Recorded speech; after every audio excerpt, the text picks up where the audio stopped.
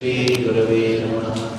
Shri Chaitanya Manobhishtam Sthapitam Yena Bhutale Swayam Rupa Kadamaina Kadani Svabhadantikam Vandeham Shri Guru Shri Udapadakamana Shri Gurun Vaishnavamsya Shri Rupam Sagrajatam Sahagana Raghunathanvitam Tam Sajivam Sadvaitam Savadhutam Parijana Sahitam Krishna Chaitanya Devam Shri Radha Krishna Padam Sagana Lalita Shri Vishakhanvitamsya Namo Vishnu Padaya Krishna Presthaya Bhutale Srimate Bhakti Vedanta Swaminiti Namine Namaste Saraswate Deve Gauravani Pracharine Nirvishesha Shunyavadi Pasyatadeshatarine He Krishna Karuna Sindhu Dinabandho Jagatpate Gopesha Gopika Kanta Radha Kanta Namostute Tapta Kanchana Gaurangi Radhe Vrindavaneshwari Rishabhanusute Devi Pranamami Hari Priye Vancha Kalpatarubhyascha Sindhubhya Evacha Patitanam Pavanebhyo Vaishnavebhyo Namo Namaha Jaya Shri Krishna Chaitanya Prabhu Nityananda Shri Advaita Gadadhar Srivasadi Gaura Bhakta Vrinda Hare Krishna Krishna Krishna Hare Hare Hare Rama Rama Rama Hare Hare. Hare Krishna. Yesterday we discussed about the proof of existence of God. While discussing the proof of existence of God, we first spoke about atheism and theism. These are two dubious terms. Neither atheist is atheist, nor atheist is a theist. Just because you believe in God or don't believe in God, it doesn't matter to God. And we discussed about the proof of existence of God. Since atheism has taken shelter of science to propagate itself, we took the same science or logic, we understood that how God exists. The whole world is functioning according to some laws. So laws of motion, laws of thermodynamics, and your laws of different natural phenomena. That shows if there is a law, there should be a lawmaker, isn't it? If the world is functioning according to certain laws, then there should be a lawmaker. And the whole world is designed perfectly. If there is a design, there should be a designer. Behind every design, there is a designer. And behind every organization, there is an organizer. Like when a baby is born, the milk is organized. So that means there is an organizer behind this organization of this world. If behind every control mechanism, there is a controller. And behind every creation, there is a creator. So this world has been created. So there is a creator behind it. What to speak of this world? Even a chapati requires a creator. So you just cannot have chapatis coming out of the blast. So it requires some intelligence, somebody who is having intentions, who knows that there is a purpose behind it. So he has created it. And yesterday we learned that if there is God, he cannot be seen because he is behind the creation. And if there is God, there should be only one God. Why there are different religions? It is because of different levels of audience, different levels of consciousness. And ultimately yesterday we discussed that why we should accept God in our life. Is it because of fear? No. Is it because of expectation? No. Is it because of duty? No. You don't have to be afraid of God. Sometimes people say, I'm a God-fearing man. Is it God-fearing man? Now who says, I'm a police-fearing man? Huh? Thief, isn't it? So who says I'm a God-fearing man? That's something that is why you say God-fearing man. So you don't have to fear God, neither you have to expect from God, because He has given to you something which is more than what you can expect, beyond your expectations. You cannot even think what all He has given. Now out of duty, just for the sake of my duty, I am going to worship God, not required. There is only one reason for which we have to accept God in our life. That is, one reason is to attain love. This is only, love is the thing which only God can give. Nobody else can give. Nobody else in this world can fill our hearts with this longing for love. That is why the object of love changes. A baby is born, loves the mother, then father, then friends, girlfriends, and again some wife and some children, and then somebody, and ultimately, if you don't love G-O-D, you'll end up in loving down. So, to love and serve is the dharma of the soul, is the nature of the soul. Now, what is Sanatana Dharma? Sanatana Dharma is to love and serve God. So, if Sanatana Dharma, the eternal religion of the soul, the quality which cannot be separated from that object is called Dharma. So, what is that quality which cannot be separated from the soul? That is to love. Since the soul is eternal, Sanatana, so the love which the soul should have should also be eternal. And who is that person whom the soul should love? That is God. So if you want to love God, then you should know who is He first. So today the subject matter is, who is God? For that we should know the definition of God. Let us start with the definition of God. The definition of God, the preliminary definition of God, is very simple. All of you know this. G-O-D. G stands for generator. O stands for operator.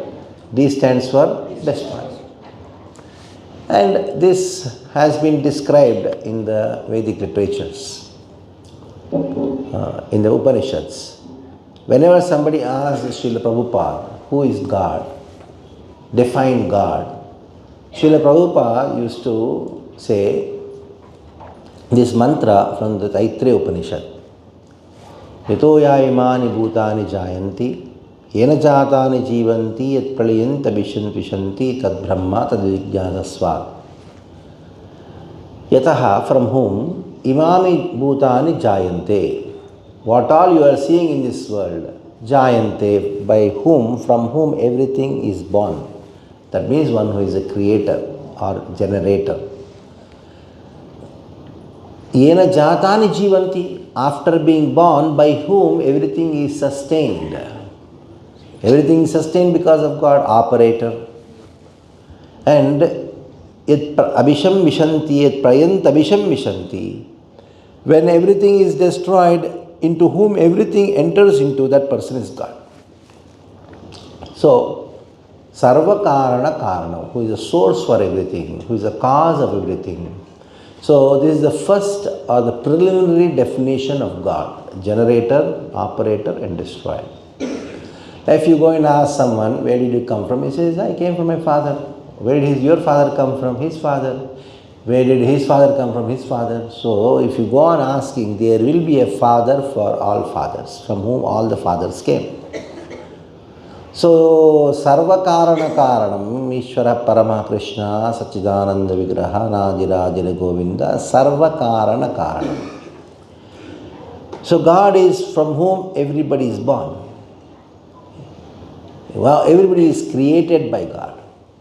One who has created everyone is called God. Sometimes people say, if God created everyone, who created God?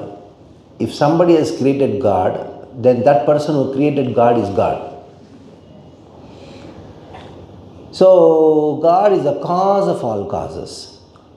So, sometimes people will ask, if God is the cause of all causes, then who is the cause of God? For that, we just try to modify the definition of God, saying that God is the causeless cause of all causes. Causeless cause. He doesn't have a cause. He is a beginning for everything, and He Himself doesn't have any beginning. So that is the definition of God. preliminary definition of God. That is, He is a cause for everything. Sometimes people say, no, there cannot be any absolute source in this world. Everything is going on ad infinitum. Like one Nobel Prize winner, he got a Nobel Prize because he wrote a book where life comes from. And then he wrote a big book and then concluded, after writing so many arguments and counter-arguments, and concluded saying that life came to this planet from another planet. Then you ask him a question, where did life come from to that planet? Write another book. And then conclude what? Life came to that planet from another planet. Another Nobel Prize.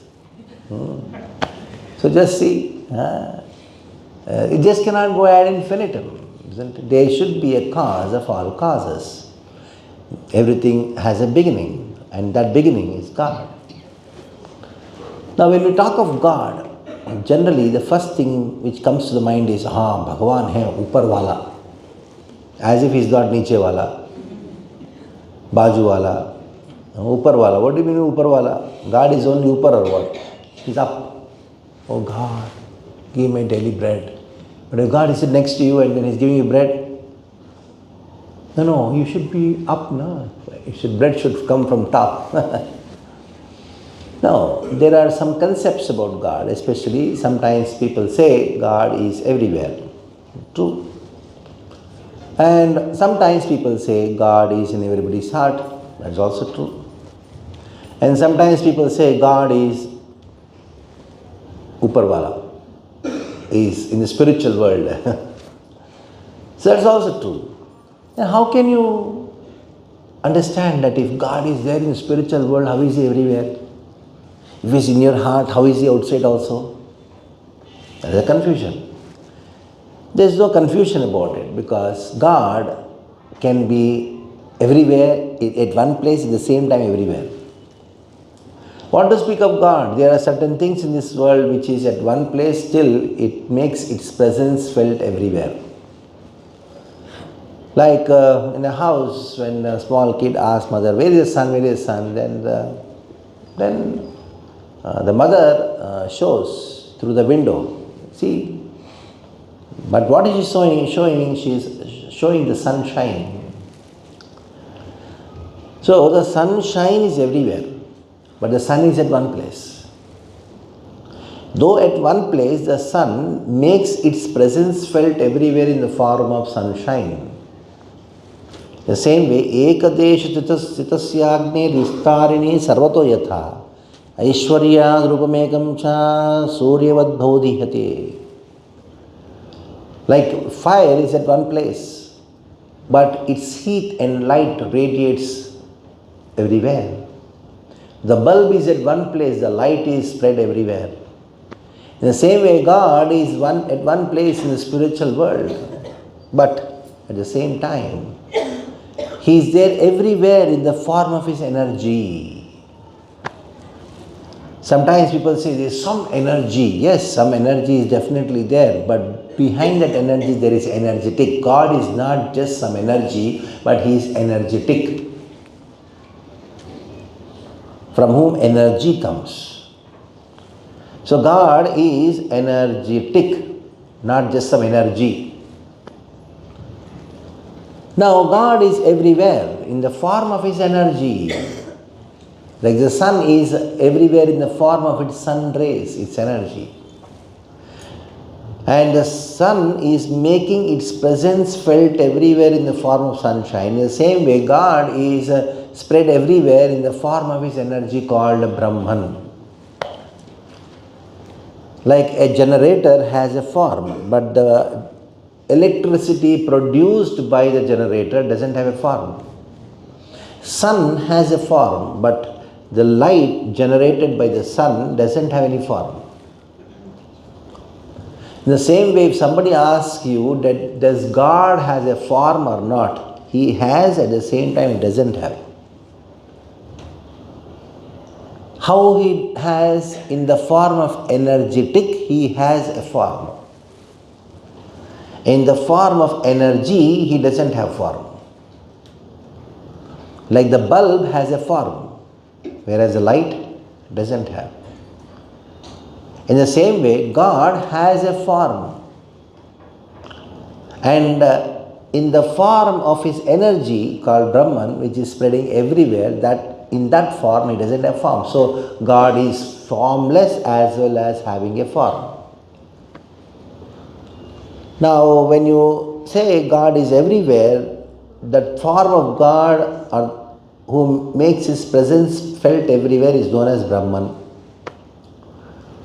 When you say God is there in everybody's heart, it means that he is addressed as Paramatma. How? You put about 100 pots filled with water on the field in the noon time, and you go and see every pot there is a reflection of sun. Does that mean there are 100 suns? No. There is no one sun reflected in 100 pots. In the same way, there is one God who is reflected in everybody's heart as Paramatma. When you say God is there in the heart, in everybody's heart, means you are talking about God in the form of Paramatma. There is Brahman, there is Paramatma. Brahman means energy of God spread everywhere. Like this Brahman, everywhere. The whole thing is Brahman. Sarvam Kalvidam Brahman. Now God is there in everybody's heart in the form of Paramatma. And God is the spiritual world in the form of Brahman or by Bhagavan. So you have three terminologies here. What are they? Brahman, Paramatma and Bhagavan.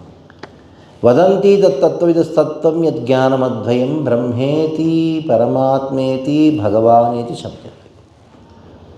So these are the three terms used for absolute truth. Absolute truth has got these three features: Brahman, Paramatma, Bhagavan.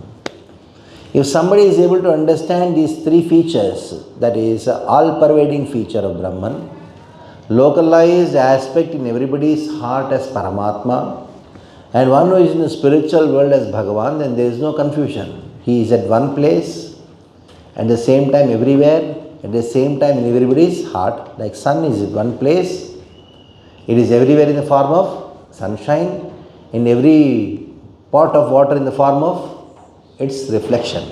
Got it? Same sun. There is only one sun, but everywhere in the form of sunshine, in every pot of water in the form of reflection, and in the spiritual world or in its own place, it is there in the its own form.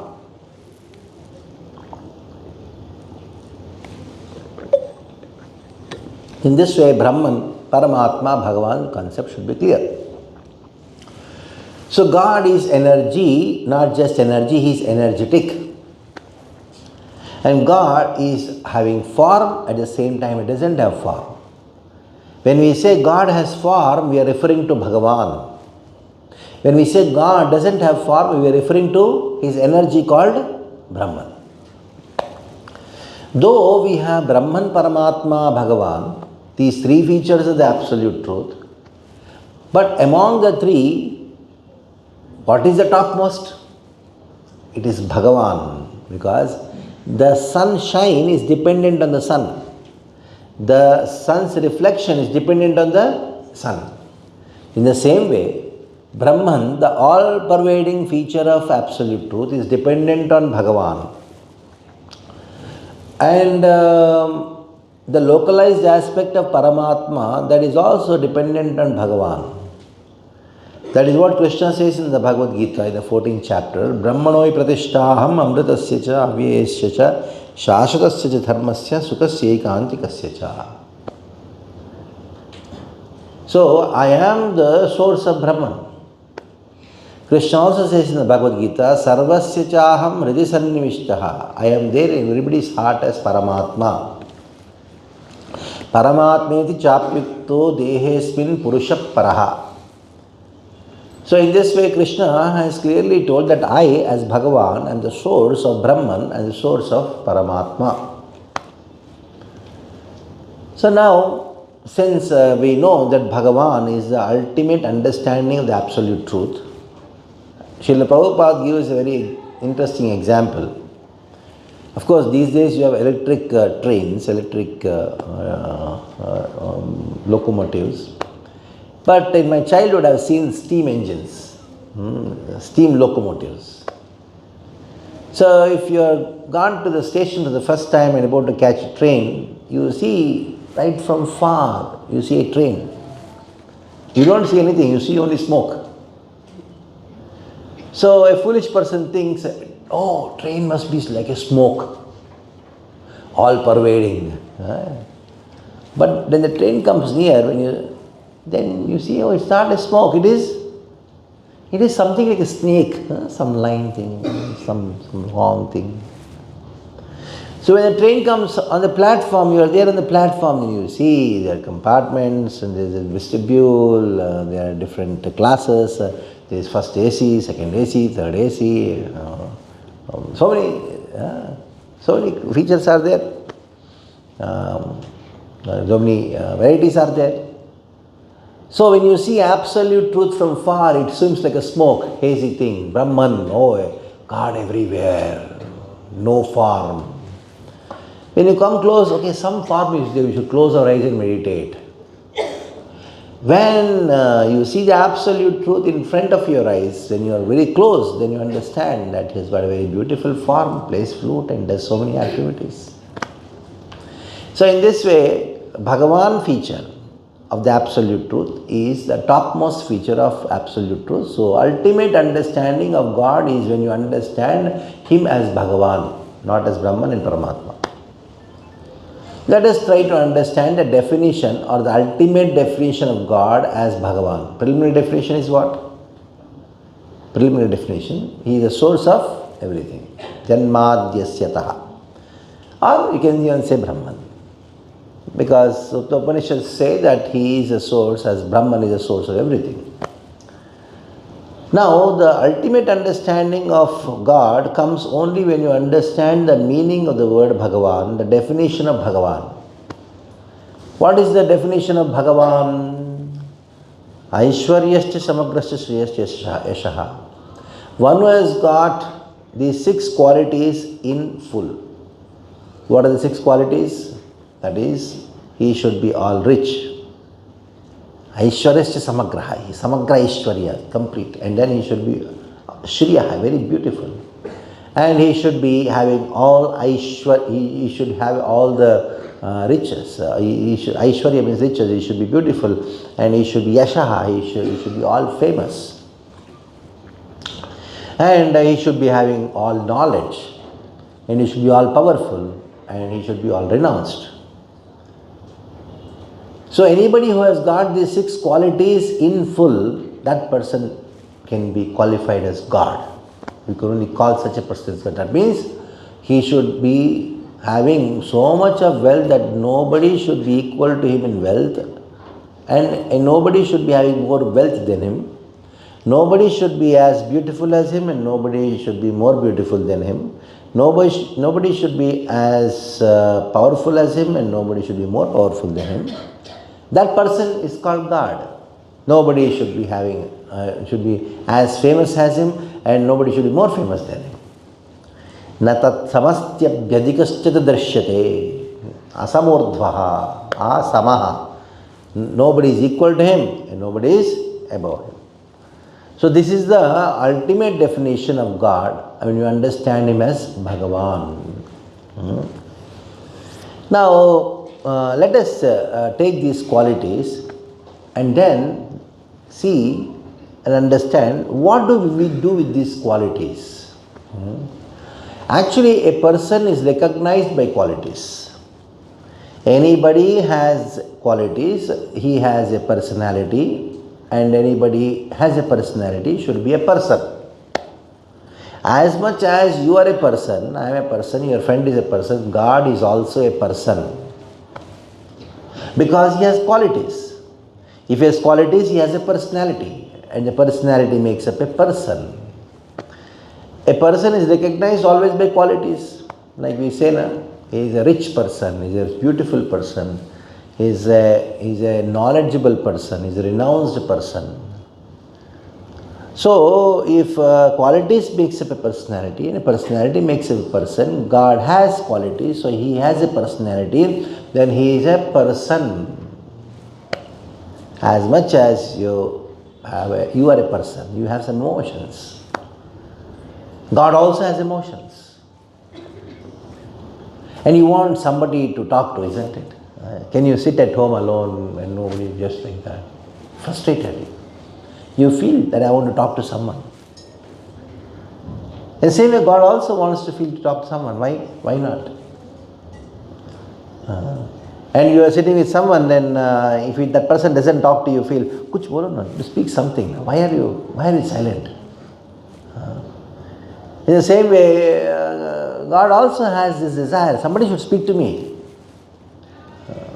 Kuch to bolo, tell something. Because it is the innate traits. Like we have a desire, the children have a desire, we should go and play. So where did this desire to come and to play and enjoy come from? Because this desire to play is there originally in God. That is why you also have a desire to play. All emotions, because he is a person means having emotions, and God is an emotional person. So much of emotions, he is completely filled with emotions, the personification of emotions. So there is an emotion called anger. Anger is an emotion. Why you get angry? Because originally this anger is present in God in its perfectness. When it comes to you, that becomes imperfect. But it is there originally in God.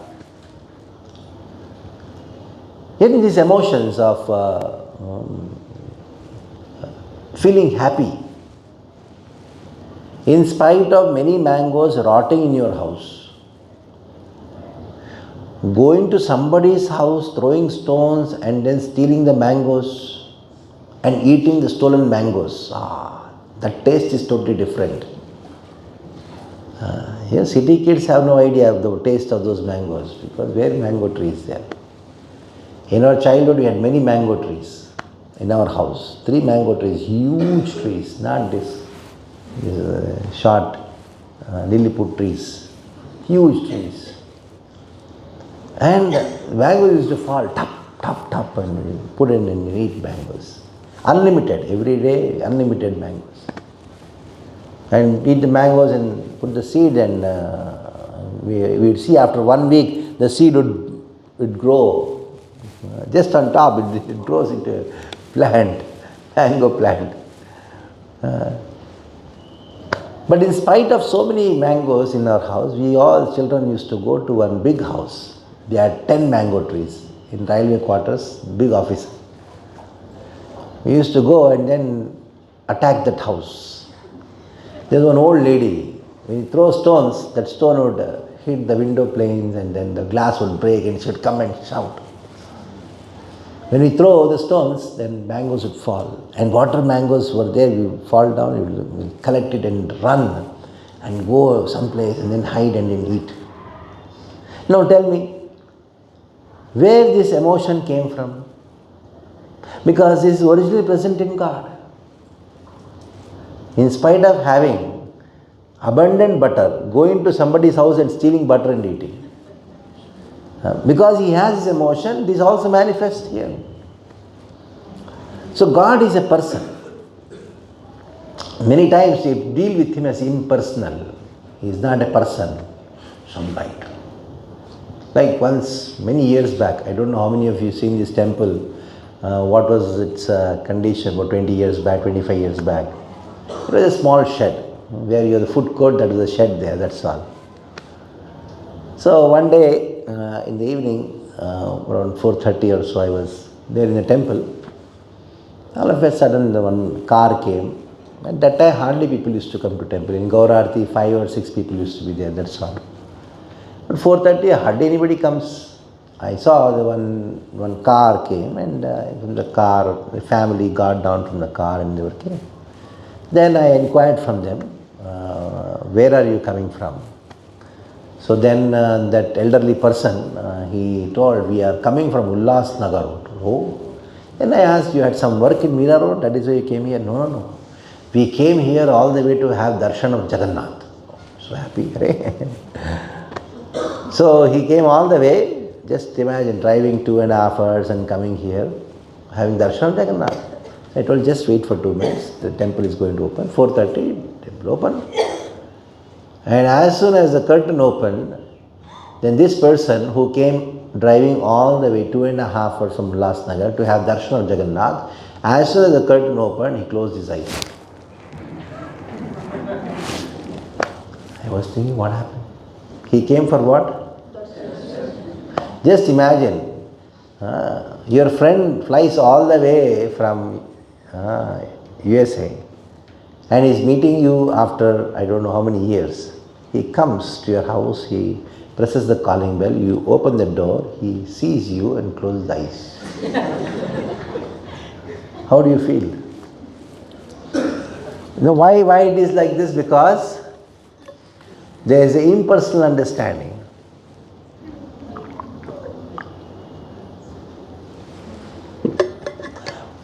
You think God is just some stone or something like that. He has no emotions. Yes, He has emotions. He is a very emotional person. As much as you want to sing, you want to dance, you want to celebrate, you want to have a party. One boy asked me, why you celebrate Janmashtami? They told you celebrate your birthday. Now when you can say, you want to celebrate birthday, why not? Why not God? Only you have the right to celebrate birthday. So God is a person because He has got these qualities, 6 qualities in full. Nobody should be as beautiful as Him and nobody should be more beautiful than Him. Nobody is as rich as Him and nobody is more richer than Him. If these qualities are there, 6 qualities are there, let us try to understand that these qualities are the attractive feature of a personality. In the sense that to the extent you have these qualities, to that extent you attract others. People are getting attracted to the film star because they are very beautiful. And sometimes people get attracted to someone because they have the quality of knowledge. Sometimes people get attracted to somebody whom they don't even know. Like once there was a big traffic jam.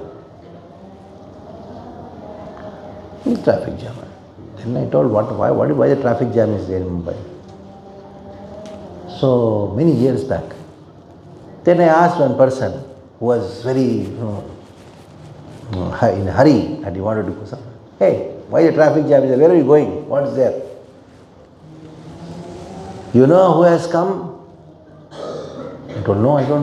You don't know who has come? You know, Michael Jackson has come. I told, who is he? You don't know him? I don't know. Then he told, he is very famous. He is going there not because he knows some music or he likes his music. He is very famous, that's all. Fame attracts fame, money attracts money. So in this way, these qualities attract. The more you have these qualities, the more attractive you become. More wealth you have, more attractive you become. So if you have this much beauty, you become this much attractive. If you have this much beauty, you become more attractive. If you have more beauty, more attractive. If you have all beauty, then you become attractive. If you have all rich, you become all attractive. So these qualities of Krishna, of God, they are all attractive. So God means, Bhagavan means one who has got these 6 qualities. And one who has got these 6 qualities incomplete, that means who is having all qualities. Because of this having all qualities, to the utmost extent, he becomes all attractive. If Bhagavan means all attractive. And what is that one word in Sanskrit which means all attractive? Krishna. So by definition of Bhagavan means Krishna. Bhagavan means Krishna. Because Bhagavan means one who has 6 qualities in full, and one who has got these 6 qualities in full is all attractive, and all attractive means Krishna. What is the word for attractive in Hindi? Akarshan. Karshan means what? Attraction. Attraction, akarshan, there is some similar, isn't it? And karshayati, that word krash dhatu is there in Krishna. So this word attraction, akarshan, Krishna, they are actually one. Karshayati iti Krishna, one who attracts everyone. So the definition, by definition, the word Bhagavan fits only to Krishna. So Bhagavan means Krishna.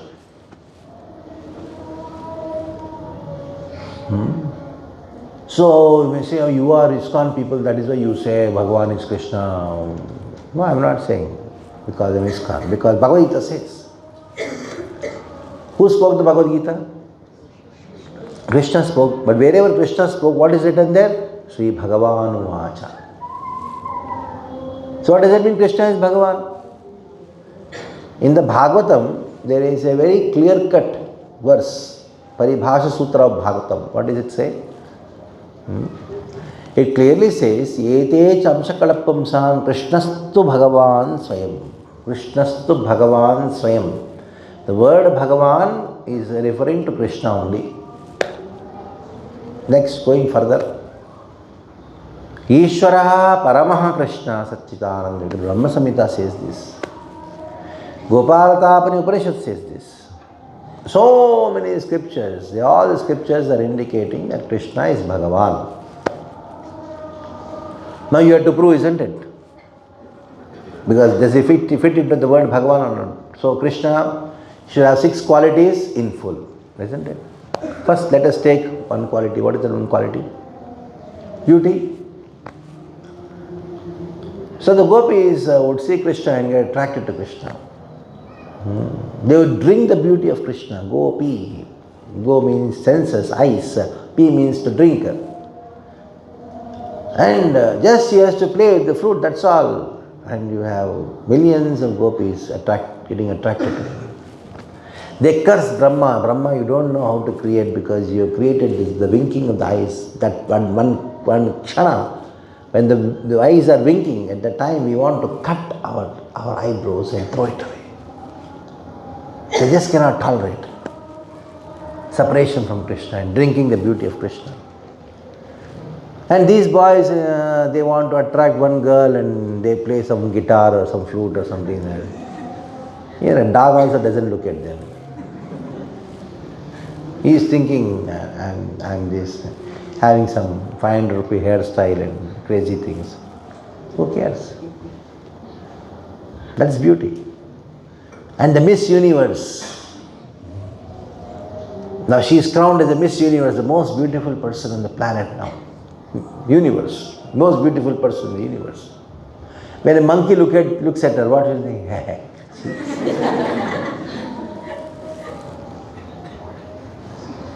But when Krishna, even the cows, all the inanimate, everybody is attracted to Krishna.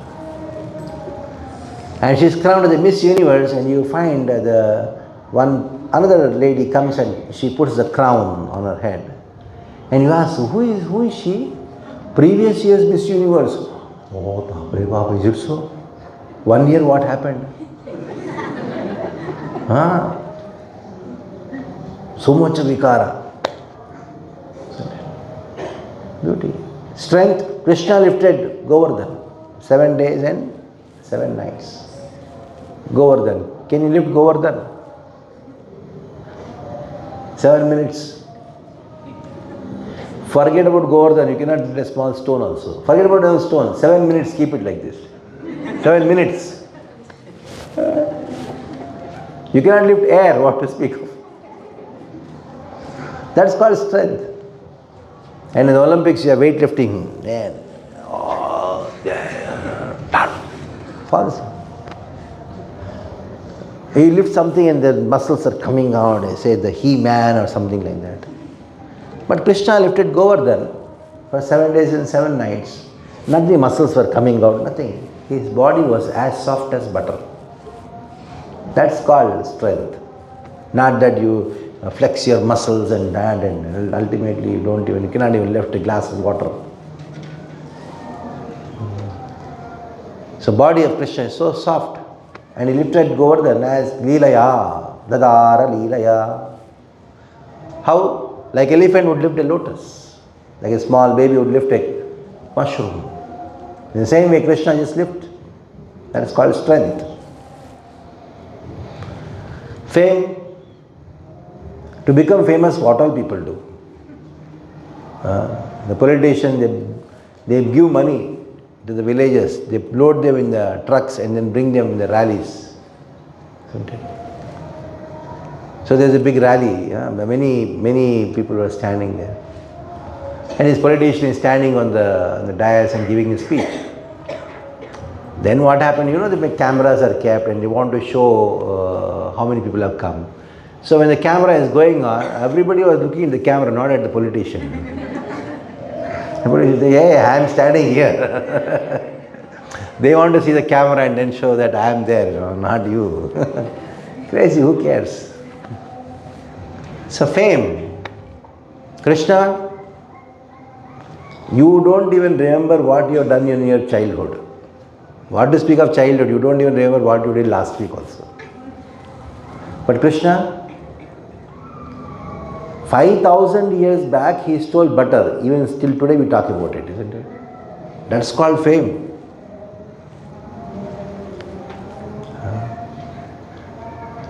So you name a quality. Krishna has it in full. Rich. He is so rich. 16,108 queens. Each queen has a separate palace. Now people say, why only one wife? At least I should have 2-3 wives. At least you can give one room to them, you'll be happy. One flat. Buying one flat itself, your flat whole life. And you think of having, that is called rich. And every day they used to change 9 saris. Once they wear one sari, they will not wear the other same sari again. And that's all Resham ka sari, Kanchipuram silk. With jari. So, that is called riches. Renunciation.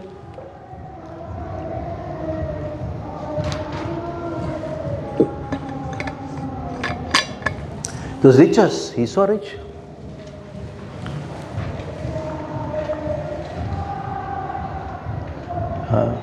Renunciation, the same time renunciation. So much. Krishna's renunciation unlimited. When he came, Lord Ramachandra, he was supposed to be crowned as a king. He was supposed to be crowned as a king. Next day. But he just came to know, if I become the king, then my father's words will not be kept. So he just left. The same smile. You lose 100 rupees and you, where is it? It's gone, where is it gone? So in this way you have Krishna as a supreme personality. He is Bhagavan. He is not only supreme, because by the definition, preliminary definition of God, you understand that he is the source of everything. So he is supreme, but he is not just supreme, he is supreme person. Especially in India, when we talk about Krishna being God, then people say, what about those people who have been worshipping, whom I have been worshipping for so many days, so many years I have been worshipping, I am doing that vrata, this vrata, what about those people? Who are they? We will talk about them after you answer one question. How many Bhagavans are there? How many Devi Devatas are there? Huh? How many Devi Devatas are there? One Devi Devata. 32 crores. 33 crores. Okay, 33 koti. Koti means, koti has two meanings. One is crore, other is category. Koti also, kaun si koti ka hai means category. So whether it is category or crores, they are more than one, definitely. Isn't it? So if Bhagavan and the Devi Devatas are one and same, why it has been categorized as 33 crore and 33, Bhagavan is one and 33 crore Devatas? That shows there is a difference. So let us try to understand what is the difference and what is their relationship.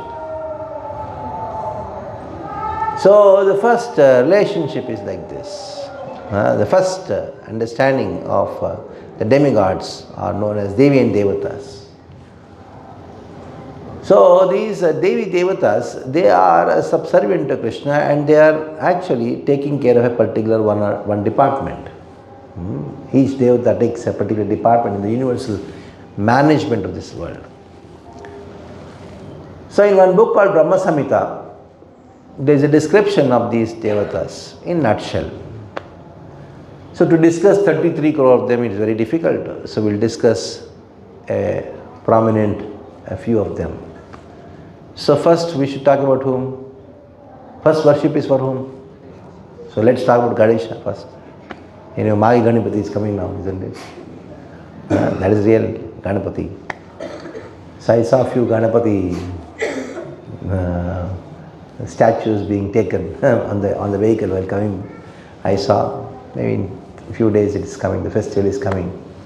Of course, the Ganesh Utsav became more famous around the world. But this is actually his appearance day. Magi Ganapati is going to come in Magh Mas. So let us talk about Ganesha first. In the Brahma Samhita, Ganesha has been described as like this: Yatpada Pallava Yugam Vinidhaya Kumbha Dvande Pranama Samaye Saganadi Raja Vignan Vihant Manavasya Jagatrayasya Govindamadi Purusham Tamaham Bhajami. So in this verse, it is described that how Ganesha is Yatpada Pallava Yugam Vinidhaya Kumbha. Kumbha means his head. This Ganesha, he has an elephant head, a head which is looking like an elephant. It is not an elephant's head. We know the story of Ganesha, that how Parvati, she took Chandan from her body and then gave a beautiful form, and then from her body some form comes out, means it is conscious, it is consciousness. So, very young, powerful boy. Then Parvati told Ganesha, you stand at the door, don't allow anyone, I am going to take bath. So he stood at the door and she went to take bath, and after some time Lord Shiva came. And Lord Shiva saw the boy who was entering inside. But hey, you cannot enter inside. Lord Shiva told, who are you to tell? I am the owner of this house. Ganesha told, I don't know who you are. You cannot enter. Then, if you want to enter, you have to fight with me. Lord Shiva told, what happened to you? You look to be a very beautiful boy. Still, you want to fight? Let us fight. In that fight, Lord Shiva was so surprised to see the power of Ganesha. Lord Shiva told, oh, my dear boy, I am very pleased by your strength. Let me go inside, because the last weapon is Trishula. If I throw it to you and you are going to be killed, throw and then see. Became very angry and threw. His head got cut off. By the time Parvati came and told, you killed your own son, and she started crying. You know the story. Then Lord Shiva sent his Bhutaganas to north and then find out the first person whomever you find, bring his head. There was one Vinayaka. Vinayakas are a special species whose head is like elephant, and the body is that of a man. So he was almost left his body, still the pranas were there. They cut the head of that Vinayaka and brought and then put on this boy's head. So that is why he became Vinayaka. There is a special category of people called Vinayakas. It was not elephant. They did not find an elephant and bring the elephant head and put there, as told in the Puranas. It is not like that. It's a Vinayaka. They found a Vinayaka. They are a special species. And then, so this Vinayaka, he is Kumbha, the head. Et pada pallavagam vinidhaya Kumbha. He has kept his feet at the feet of Narasimha. And now he is known as Ekadantaya Vidmahe. He is Ekadanta. Many stories are there why he has got Ekadanta. But one of the prominent stories is when Vyasa, he wanted to write all the Vedic literatures, especially the Mahabharata. He wanted somebody to stenographer. He would dictate and they would write. So then the Devatas told Vyasa that we have a very nice boy, very intelligent, very obedient, very humble. He'll help you. So Ganesha came and Vyasa told, I am going to dictate, you go on writing it.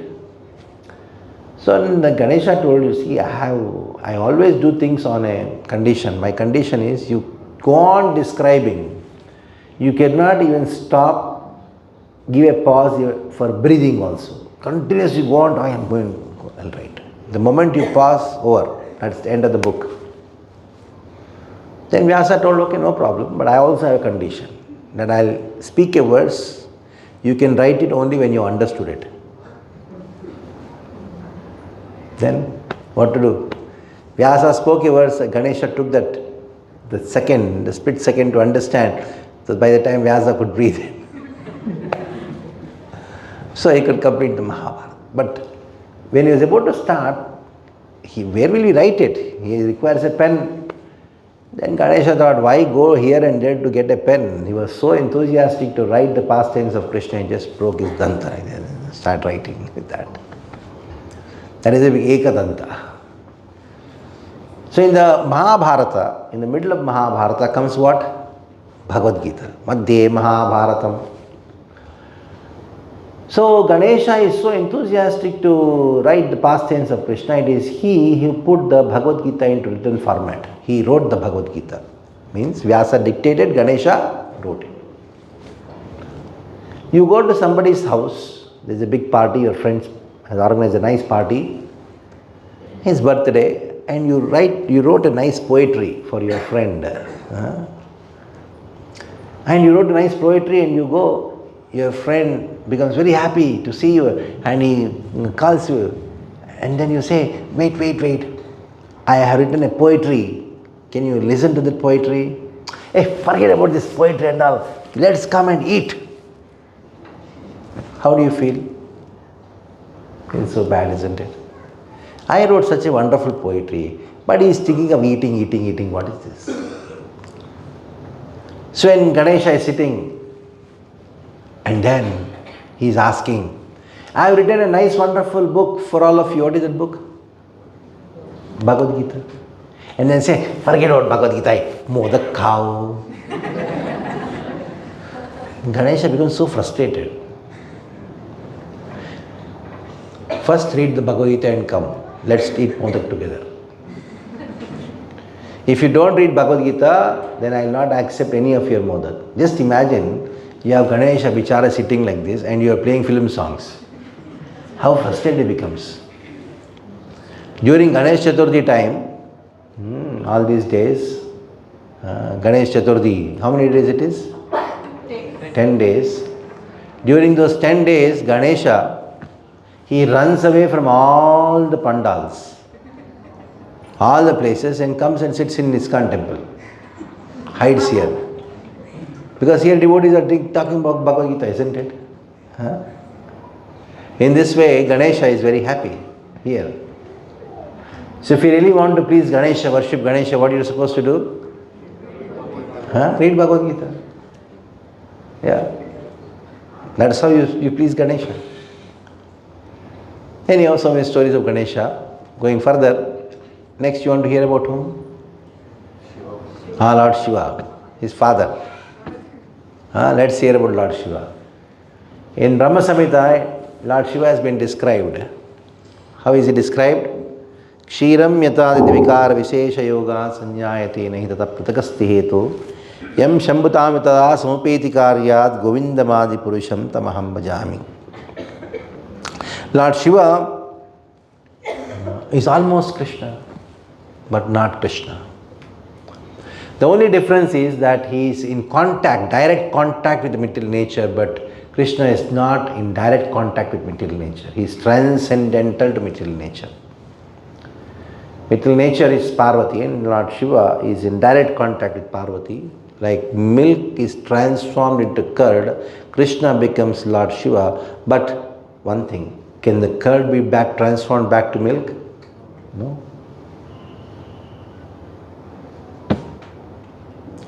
So, Krishna becomes Lord Shiva, but Lord Shiva cannot be Krishna. Now, there are so many identifications of Lord Shiva. If you go and ask Lord Shiva, who are you? You know what Lord Shiva says? I am a devotee of Krishna. Vaishnavanam yatha Shambhu. Among all the Vaishnavas, the greatest of all the Vaishnavas is Shambhu.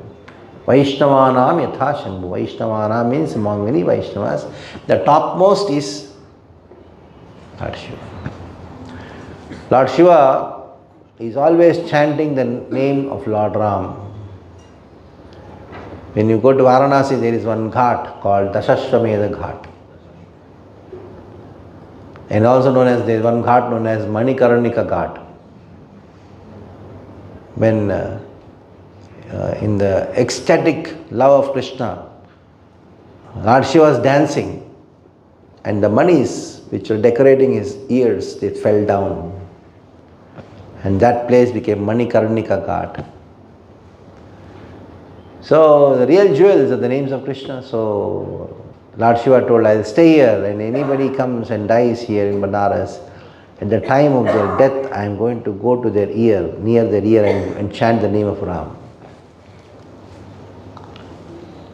So this is Lord Shiva. He is a servant, he is a devotee of Lord Krishna.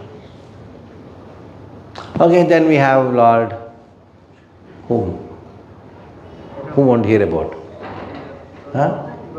Brahma. Okay, let's talk about Brahma. Brahmaji. Brahma has been described, he describes himself in Brahma Samhita. He describes himself by saying, Bhasvan yatashmasha kaleshu nijeshu tejaha Sriyam kiyat prakatayatya vitadvatatra brahma yeshu jagadanda vidhana karta govindamadi purusham tamaham bhajami.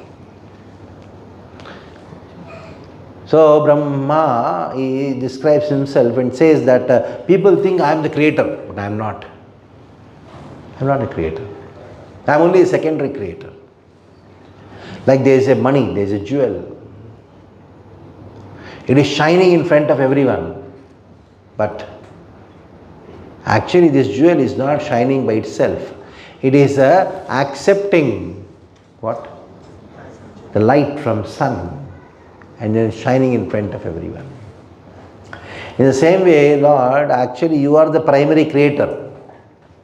And people think that I am the creator. I am not the creator. I receive the energy from you and then recreate. I use all the ingredients created by you and then I create. Like a shirt is created by the tailor, but who made the cloth? That is Vishnu. So Krishna is the original creator of the cloth, and he does just the tailoring part of it, Brahma, and then calls himself as creator. Brahma in Brahma Samhita, in every line of the Govinda Stotra, he says, Govindam Adipurusham Tamaham Bhajami. We know one of the forms of Krishna as Garbhodaksha Vishnu. From the navel of Garbhodaksha Vishnu, what comes? Lotus flower comes, and on top Brahma is born. So this shows Brahma. This is about Brahma. He takes care of the construction. Okay.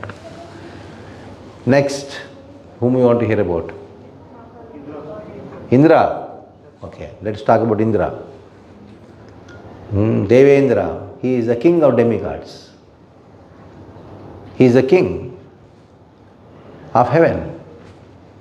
But how many times, what all he does, he is so much having so many desires to maintain his post, what all he does. So many times he took shelter of Krishna. Whenever the demons, they become very ferocious, very powerful, he comes and takes shelter of Krishna. And it's a post, Indra is a post. And every manvantara, it changes. Indra changes every manvantara. Another Indra comes. But Krishna, Bhagavan is not a post. All these demigods, they actually occupy a particular post, and after some time, somebody else occupies that post. Yes, anybody else? Ma, Durga, Jai Mata Di. So who is she? Srishtisthiti pralaya sadhana shakti reka chaye vayasya bhuvanani vivarti Durga. Ichchanu rupamampi yasya cheshtate sa govindamadi purusham tamaham bhajami. So Durga, why Durga is called Durga? Because she takes care of this Durga. This world is called Durga. Durga. Why it is called Durga? Durgamaiti Durga. Dur means very difficult. Gamana means to run away from, get out of. The place from where it is very difficult to get out of is called Durga. Like jail is called Durga. A fort is called Durg because it is very difficult to get out. Dur means to get out. The place from where it is very difficult to get out is called Durga. So this world is called Durga. Why? Because it is very difficult to get out of this place. Very difficult to get out of this place. Now Durga is called Durga because she is in charge of this material world called Durga. That is why she is Durga. She is in charge of this fort from where it is very difficult to get out of. Durgamayati iti Durga. Durga. Like a jailer or jail superintendent. What does jail superintendent do? He takes care of those people in the jail. So we are in this material world, very difficult to get out of. Durga. And she as a mother would take care of all of us. And what does the mother do to the child?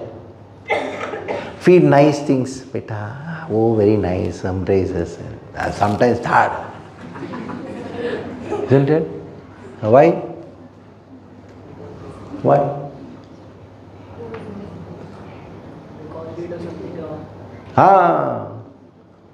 Once in Bhuj, there's a big earthquake. I don't know how many of you know about it. Big, huge earthquake. And many devotees from our temple had gone there because they are Gujarati community devotees. They went to that Bhuj, then they were doing khichdi distribution. And one devotee, Kudakesh Prabhu, is a Gujarati speaker, so he was giving classes at many places. Evening satsang programs were happening because the whole Bhuj was devastated. In one village where they were camping and having medical aid by the Bhakti hospital, and devotees were cooking and feeding, and he was giving the class. And after the class got over, one person, he raised his hand and asked, Swamiji, our village was the most affected village. So much of devastation that there is not a single house where one person had died. See, every house somebody died. And no houses are left anymore. But in the entire village, there was only one place which was not affected. That was a Durga temple.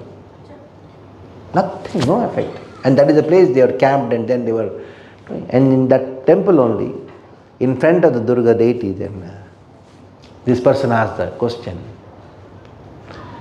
First I'll tell it in Hindi, and then because it's easy to understand. Then he asked, our mother, हमारी माँ, हमसे इतना प्रकोप क्यों किया? हम सब उनके भक्त हैं. We are all her devotees. माँ ने हमारे ऊपर इतना प्रकोप क्यों किया? That was the question. Our devotee, our Gudakesh Prabhu, is very sharp in answering questions. Then he told, पिताजी का बात नहीं मानोगी, माँ चाटा नहीं मारेगी?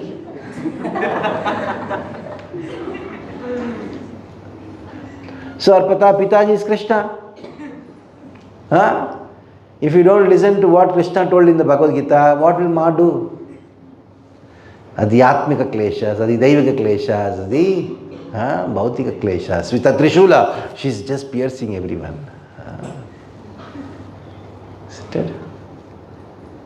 That is what Ma do. If she doesn't do, then what will happen? You'll think this jail is very comfortable. Nice jail. There was one Ma like that. It's a real story. You know, there's one police officer, very sincere police officer. If somebody is sincere police officer, no politician wants.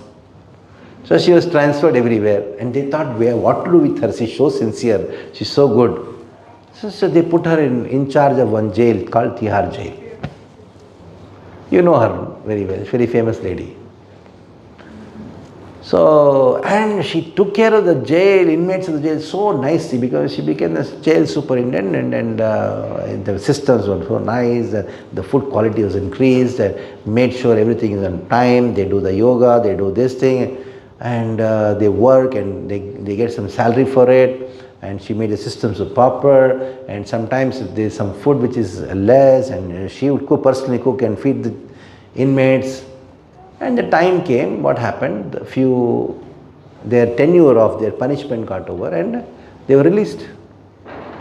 So these those thieves or whoever maybe, criminals, they went to their house and came back after a week and said, we want to be in the jail. Because मेरी पत्नी ऐसी नहीं खिलाती, jail में इतना अच्छा खिल रहा. So she created trouble in the jail also. She made the jail so comfortable. What?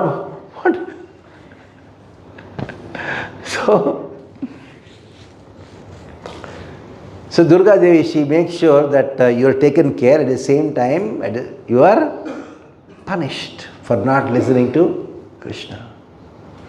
With the Trishula, with these kleshas, every misery what we get in this world is because of Trishula of Durga Devi. At the same time, she gives us every comfort. Both, and makes you understand that this is not a fit place for you to stay. Get lost out of here. How long you want to stay in this? It's not a fit place for this world, for any gentleman to stay. This world is not a fit place for a gentleman to stay. And she reminds you, get out of this place. Now it's enough now. Or too much. Nursery, first standard, second standard, third standard, seventh, 10th. Then again, what course to do? Baap re baap. Again, searching for some job. And after getting married, baap re. Enough now. Who makes you understand this? It's enough. Get out. First day, what we discussed? What is important? Staying in this world or get out of the world? Yeah. How to get out of the world is more important, isn't it? What is the purpose of getting into college?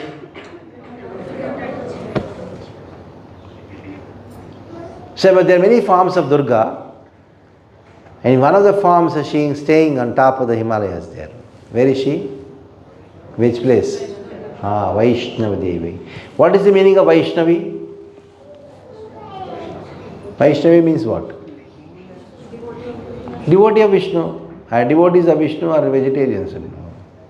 You go and take a goat and cut in front of our Durga ji. I am cutting the goat. And Durga says, you cut, I'll see what I'll.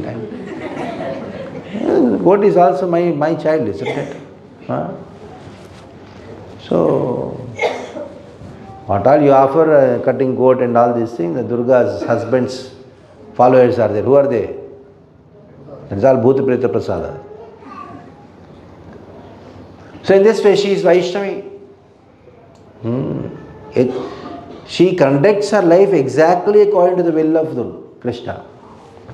Ichchanu rupamapi yasya cheshtate sa. Her cheshta is according to the anurupa, according to the orders of Krishna, according to the desires of Krishna. She conducts her activities.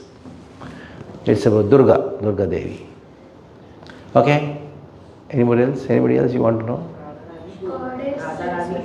Radharani, you want to know about Radharani? Radharani is not different from Krishna, isn't it? Saraswati.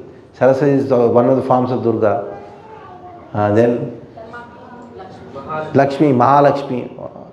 There are two. Mahalakshmi, one is the consort of Krishna, is Lakshmi. And at material level, she is another expansion of Durga. So we have Surya. Surya is a disciple of Krishna. Krishna says in the Bhagavad Gita that I spoke this knowledge initially to Vaswan. So all these demigods, they are all devotees of Krishna. They are senior devotees of Krishna. So what you should do, you should respect them. You need not worship them, but you should respect them. It is said that in the scriptures say Vishtureva Sadaradhya Sarvadeveshwareshwara Itare Brahmarudraya Navignya Kadachana. Itare Brahmarudraya Navignya Kadachana. Vishnu is the only person who should be worshipped. Aradhana is for Vishnu, Krishna, Rama, Narasimha.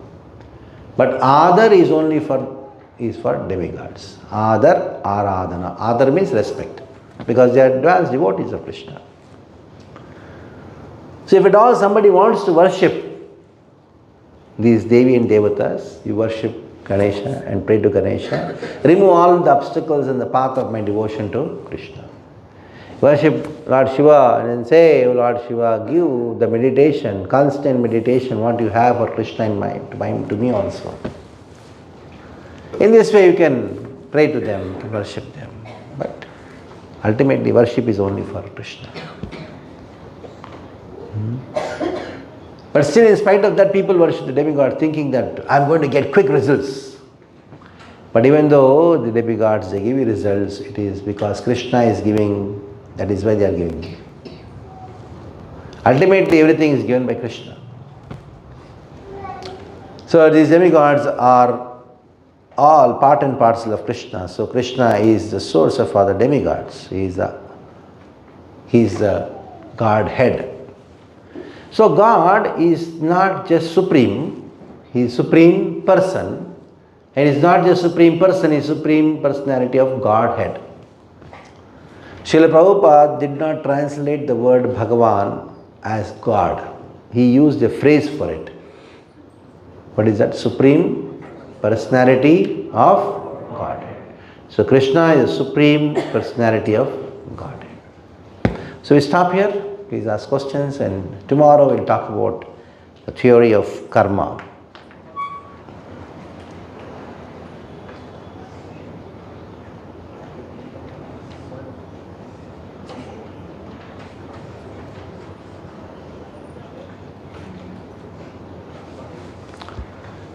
Yeah, questions?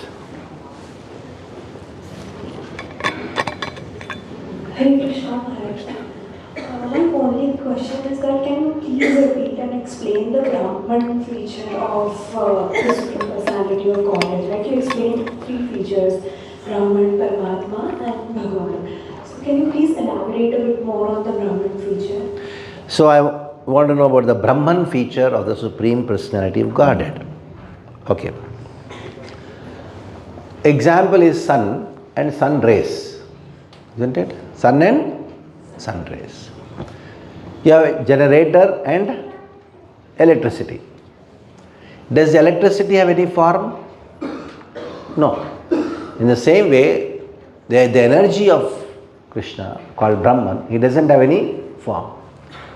The sun rays is all pervading. In the same way, Brahman is all pervading. So, Brahman realization leads to that Sukham ekantikasya cha, amritasya cha, avyasya cha, shashvatasya cha, dharmasya sukhasya ekantikasya cha. The first is Brahmanoi pratishtha amritasya. On the second day of our course, we discussed about soul. And what are the three qualities of soul? Sat, Chit and Ananda. So when you realize Brahman, which is a partial understanding of the Bhagavan, of the absolute truth, you only realize that I am eternal. But there is no Ananda. There is no realization of Ananda. So Brahman realization, it means realizing only eternity.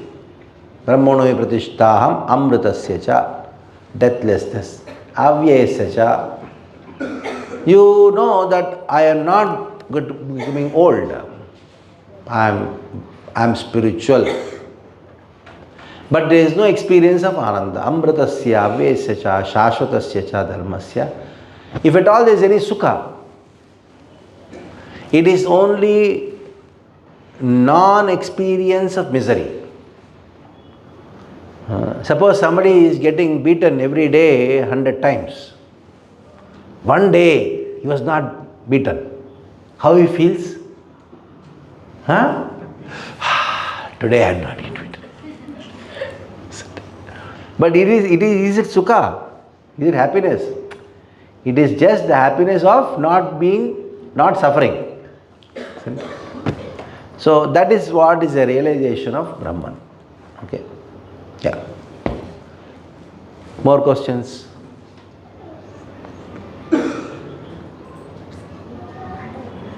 Prabhuji, as today we know about Krishna and Ma Durga as like she's checking what we are doing, what we are not doing. So how we can reach to Krishna? What characteristics a soul should have? Because we cannot be equivalent to Krishna, but we want to reach as quickly as possible. Oh, very good.